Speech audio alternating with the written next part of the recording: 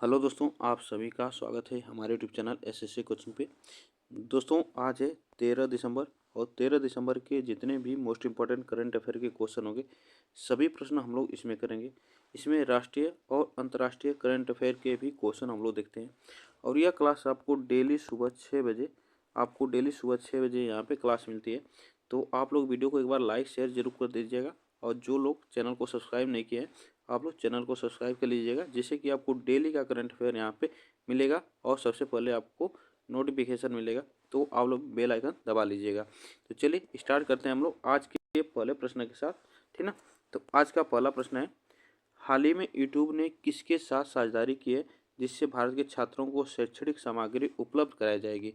तो यूट्यूब ने यह साझेदारी की है, यह अगले मंथ से यूट्यूब पे यह शैक्षणिक सामग्री उपलब्ध कराई जाएगी। यूट्यूब पे नए चैनल बनेंगे। ये किसके लिए? यह एनसीईआरटी सामग्री के लिए।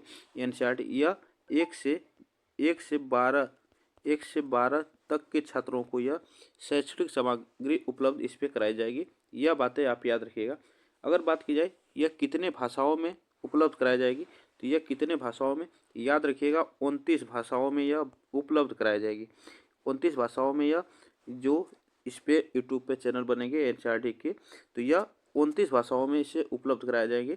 ये भी बात आप याद रखिएगा। अगर बात की जाए एनसीईआरटी की, तो एनसीईआरटी की स्थापना कब हुई थी, तो ये भी आप याद रखिएगा। 1 सितंबर 1961 में 1 सितंबर 1961 में इसकी स्थापना हुई थी। और इसका मुख्यालय अगर पूछा जाए तो इसका मुख्यालय है नई दिल्ली में। कहाँ पे? नई दिल्ली में इसका मुख्यालय। ये भी आप याद रखिएगा, नई दिल्ली में इसका मुख्यालय। और इसके अध्यक्ष कौन है, तो ये भी आप याद रखिएगा। इसके अध्यक्ष है दिनेश प्रसाद सकलानी। कौन है? दिनेश प्रसाद सकलानी। यहाँ के सकलानी जो है यह अध्यक्ष है एनसीईआरटी के। ये भी बात आप याद रखिएगा, ठीक ना। इतनी बात मोस्ट इम्पॉर्टेंट है, ये भी एकदम याद रखिएगा। अगर इसका फुल फॉर्म पूछा जाए एनसीईआरटी का फुल फॉर्म, तो ये आप याद रखिएगा, national council of education research and training. इसका जो है एनसीईआरटी का फुल फॉर्म है। अगर बात की जाए जो कि सीबीएसई बोर्ड की स्थापना कब हुई थी, तो सीबीएसई बोर्ड की स्थापना 2 जुलाई 1929 में 2 जुलाई 1929 में हुई थी। ये भी आप याद रखिएगा, 2 जुलाई 1929 में इसकी स्थापना हुई थी। यह आप याद रखिएगा। यहाँ से प्रश्न बन सकते हैं। इसमें ऑप्शन जो सही होगा बी ऑप्शन यहाँ पे सही होगा। चलिए आगे चलते हैं नेक्स्ट क्वेश्चन पे। हाल ही में चर्चा में रहा गुरुवयूर मंदिर किस राज्य में है, तो गुरुवयूर मंदिर आपको बताना है। तो यह आप बताइएगा, यह गुरुवयूर मंदिर कहाँ पे? तो देखिए यह जो है यह चर्चा में रहा है, गुरुवयूर मंदिर जो है केरल राज्य में। यह बातें आप याद रखिएगा।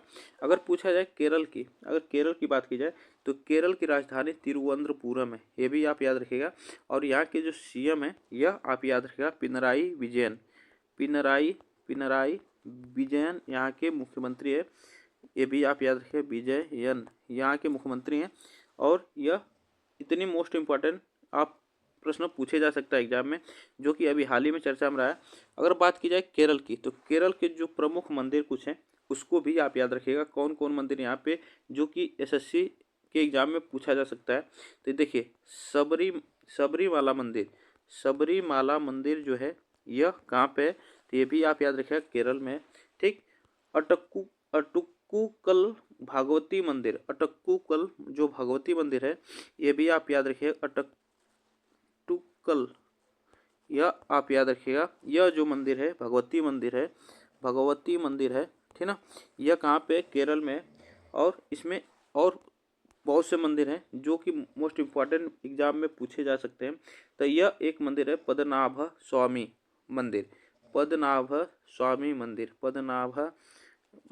मंदिर, यह आप याद रखिएगा, पद्मनाभ स्वामी मंदिर जो, ये भी आप याद रखिएगा। यह कहाँ पे? केरल में। इतनी बातें आप याद रखिएगा, यहाँ से प्रश्न बन सकते हैं।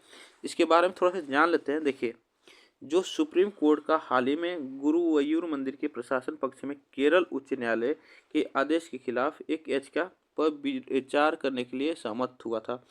और यह याद रखिएगा, जिसमें भीड़ प्रबंधन के मुद्दों का हवाला देते हुए एकादशी पर उदयन स्थापन पूजा के प्राचीन अनुष्ठान के बंद करने का फैसला किया गया। और यह जो मंदिर है गुरुवायूर श्री कृष्ण स्वामी मंदिर को दक्षिण द्वारका भी कहा जाता है, और जो भगवान किसको समर्पित है, कृष्ण को समर्पित है। और यह केरल के त्रिशूर जिले के छोटे से शहर में गुरुवायूर में स्थित है। यह बातें आप याद रखिएगा, यहाँ से प्रश्न बन सकता है। त्रिशूर जिले में यह अवस्थित है। आगे चलते हैं।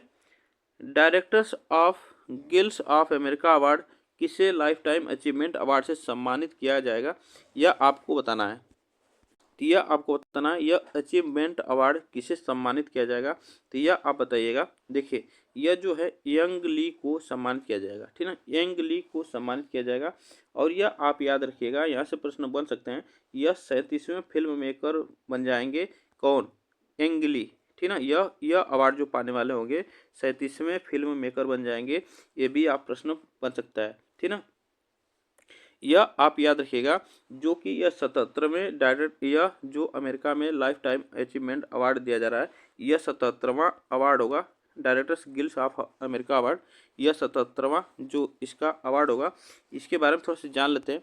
देखिए दिग्गज फिल्म निर्माता यंग ली जो है 8 फरवरी 2025 को होने वाले 77वें वार्षिक directors guilds of America awards में प्रतिष्ठित लाइफ अचीवमेंट अवार्ड से सम्मानित किए जाएंगे, जो कि DGA life time achievement award जो है, इसकी शुरुआत जो हुई थी पहली बार, यह 1953 में हुई थी। कब हुई थी, 1953 में इसकी शुरुआत हुई थी। यह बातें आप याद रखिएगा, ठीक ना, यह बातें आप याद रखिएगा, इसकी शुरुआत 1953 में हुई थी। यहाँ से प्रश्न बन सकता है, ठीक। चलिए आगे चलते हैं नेक्स्ट क्वेश्चन पे। एशियाई महिला हैंडबॉल चैंपियनशिप 2024 में भारत ने कौन सा स्थान हासिल किया है, तो यह आपको बताना है। यह एशियाई महिला हैंडबॉल जो है चैंपियनशिप, यह कहाँ पे आयोजित हुआ, ये भी आपको बताना है। और जो इसके यह भारत की जो हैंडबॉल चैंपियनशिप जो भारत खेल रहा है, इसमें कौन सी कप्तान है, ये भी आपको बताना है। तो देखिए जो यह खेल आयोजित किया जा रहा है, यह एशिया महिला हैंड चैंपियनशिप 2024 आयोजित किया जा रहा है। यह कौन सा संस्करण का है, तो ये भी आप याद रखिएगा, यह 20वां संस्करण है, ठीक ना। यह 20वां संस्करण आयोजित किया जा रहा है एशिया महिला हैंडबॉल चैंपियनशिप, ये भी आप याद रखिएगा। और इसमें कौन सा स्थान भारत ने हासिल किया है, तो यह 6ठा स्थान इसमें भारत ने हासिल किया है। यहाँ से प्रश्न बन सकता है।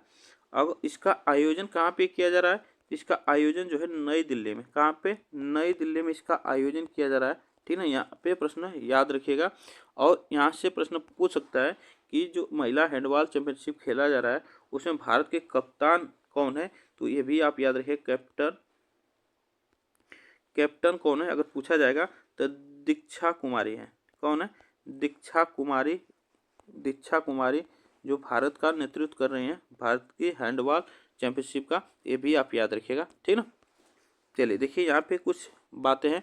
यह भारत की महिला हैंडबॉल चैंपियनशिप 2024 छठे स्थान पर रहकर महत्वपूर्ण उपलब्धि हासिल की है। और जो टूर्नामेंट के इतिहास में उनका अब तक का सर्वश्रेष्ठ प्रदर्शन है। और टीम को 6वें स्थान के प्ले ऑफ में चीन के खिलाफ कड़ी चुनौती का सामना करना पड़ा। चीन ने यह मैच जीत लिया, यह आपको याद रखना है, यहाँ से प्रश्न बन सकता है। चलिए गुजरात जायंट्स ने किसे अपना गेंदबाजी कोच नियुक्त किया है, तो गुजरात जायंट्स ने किसे अपना गेंदबाजी कोच नियुक्त किया गया, तो प्रवीण तांबे को, किसे, प्रवीण तांबे को नियुक्त किया गया, ये भी आप याद रखिएगा, ठीक ना। यहाँ से प्रश्न देखिए, यह प्रवीण तांबे को गेंदबाजी कोच नियुक्त किया है। और वहीं ऑस्ट्रेलिया डेनियल मार्श महिला प्रीमियम लीग जो है 2025 से पहले बल्लेबाजी कोच के रूप में टीम में शामिल हुए। और माइकल क्लिंगर जो पिछले सीजन में टीम में शामिल हुए थे, जॉइंट्स के मुख्य कोच बने रहेंगे, यह बात याद रखिएगा। यहाँ पे मुख्य कोच है कौन है, तो माइकल क्लिंगर है। चलिए आगे चलते हैं। भारत इंटरनेट गवर्नेंस फोरम 2024 का उद्घाटन किया, तो यह आपको किसने किया है, तो यह भारत इंटरनेट गवर्नेंस फोरम 2024 का उद्घाटन किसने किया, यह इसका उद्घाटन कहाँ पे हुआ है, ये भी आपको बताना है। तो देखिए इसका आयोजन जो हुआ है, यह मध्य नई दिल्ली में हुआ है। कहाँ पे, मध्य नई दिल्ली में हुआ है, मध्य नई दिल्ली में यह इसका आयोजन हुआ है। यह बातें आप याद रखिएगा। और किसने किया, तो जितिन प्रसाद ने किया है, जितिन प्रसाद ने किया है। यह प्रश्न आप याद रखिएगा। यहाँ पे देखिए केंद्रीय मंत्री जो है जितिन प्रसाद ने भारत इंटरनेट गवर्नेंस फोरम 2024 का उद्घाटन, जो कि डिजिटल नीति पर चर्चा का एक मंच प्रदान करेगा। यह बातें आप याद रखिएगा। किसने किया है, केंद्रीय मंत्री जितिन प्रसाद ने किया है। चलिए नेक्स्ट क्वेश्चन पे चलते हैं। गुजरात और थाईलैंड के बीच किस क्षेत्र में समझौता हुआ है, तो भारत के राज्य जो है गुजरात और थाईलैंड के बीच किस क्षेत्र में समझौता हुआ है, यह आपको बताना है। इसमें आप बताइएगा। देखिए यह जो समझौता हुआ है बौद्ध धरोहर संरक्षण और विकास पर, यह हुआ है। ऑप्शन इसमें बी सही होगा, ठीक है, इसमें बी ऑप्शन सही होगा, गुजरात और थाईलैंड के बीच। देखिए अगर पूछा जाएगा यहाँ पे कि गुजरात के मुख्यमंत्री कौन है, ठीक ना, गुजरात के मुख्यमंत्री आपसे पूछा जाएगा तो भूपेंद्र भाई पटेल, भूपेंद्र भाई पटेल यहाँ के मुख्यमंत्री हैं, यहाँ के मुख्यमंत्री हैं, ये भी आप याद रखिएगा। और गुजरात की राजधानी तो गांधीनगर यहाँ की राजधानी है, गांधीनगर यहाँ की राजधानी है, ये भी आप याद रखिएगा, ठीक ना। और पूछा जाएगा थाईलैंड की बात, तो थाईलैंड की राजधानी बैंकॉक है, ठीक ना, बैंकॉक यहाँ की राजधानी है। और यहाँ के प्राइम मिनिस्टर पीएम कौन है, तो यह आपको याद रखिएगा पायटोंग टॉर्न चिनावाट, पायटोंग टॉर्न चिनावाट हैं यहाँ के प्राइम मिनिस्टर, जो कि 37 साल की यहाँ की सबसे कम उम्र की यह प्रधानमंत्री महिला है, ठीक ना। यह भी आप याद रखिए पायटोंग टॉर्न चिनावाट, चिनावाट यहाँ की प्रधानमंत्री हैं, यह भी आप याद रखिएगा। ऑप्शन यहाँ पे हमारा जो सही होगा बी ऑप्शन यहाँ पे सही होगा। चलिए आगे चलते हैं। देखिए वही बात इसमें क्या ये है, इसमें गुजरात और थाईलैंड के बीच जो है बौद्ध धरोहर के संरक्षण और विकास के लिए समझौता हुआ है, और जिसमें दोनों देशों के बीच, भारत और थाईलैंड के बीच सांस्कृतिक संबंध मजबूत होंगे, यह बात की गई है। चलिए आगे चलते हैं। किस योजना को 2028-29 तक बढ़ाने का निर्णय लिया गया है, देखिए यह योजना जो है, यह कौन सी योजना है जो कि 28-29 तक बढ़ाई जाएगी, तो यह आप याद रखिएगा प्रधानमंत्री आवास योजना, जो कि ग्रामीण, इसको बढ़ाई जाएगी। यह बातें आप याद रखिएगा, यहाँ से प्रश्न बन सकते हैं। देखिए इसमें बात की गई है, इसकी अगर शुरुआत पूछा जाए कि यह प्रधानमंत्री आवास योजना की शुरुआत कब से हुई थी, तो यह इसकी शुरुआत हुई थी, इसमें ऑप्शन यहीं पे हमारा ए से होगा, 1 अप्रैल इसकी शुरुआत हुई थी, 1 अप्रैल, ठीक ना, 1 अप्रैल 2016 को, 1 अप्रैल 2016 को इसकी शुरुआत हुई थी। इसे लॉन्च किया गया था किसके द्वारा, तो पीएम नरेंद्र मोदी द्वारा इसे लॉन्च किया गया था, ये भी आप याद रखिएगा 2016 में, ठीक ना। यहाँ से प्रश्न बन सकता है। और इसमें क्या हुआ था कि जो पुनर्गठित जो हुआ था इंदिरा आवास योजना थी, इंदिरा आवास योजना पहले थी, उसी को पुनर्गठित करके इसका नाम क्या रखा गया, प्रधानमंत्री आवास योजना इसे रखा गया। यह बातें आप याद रखिएगा। अगर इसमें एक और प्रश्न बन सकता है कि प्रधानमंत्री आवास योजना शहरी, प्रधानमंत्री आवास योजना यहाँ पे ग्रामीण है, अगर यहाँ पे शहरी की बात की जाए तो इसकी शुरुआत जो हुई थी 25 जून, ठीक ना, 25 जून 2015 को हुई थी, 25 जून 2015 को इसकी शुरुआत हुई थी, ये भी आप याद रखिएगा, यहाँ से प्रश्न बन सकता है। चलिए आगे चलते हैं। यहाँ पे देखिए यह क्या हुआ था, इसमें ग्रामीण क्षेत्रों में गरीबों को आवास सुविधा मिल सकेगी, इसीलिए यह योजना चलाई गई थी, ठीक ना। चलिए आगे चलते हैं। जनवरी 2025 में खेलो इंडिया विंटर गेम्स की मेजबानी निम्नलिखित में से कौन करेगा, तो यह आपको याद रखना है, खेलो इंडिया विंटर गेम जो कि यह कहाँ पे आयोजित किया जाएगा, तो यह याद रखिएगा, यह लद्दाख में, कहाँ पे, लद्दाख में आयोजित किया जाएगा। यहाँ पे प्रश्न बन सकता है यहाँ पे, ठीक ना। इसके बारे में थोड़ा सा जान लेते हैं।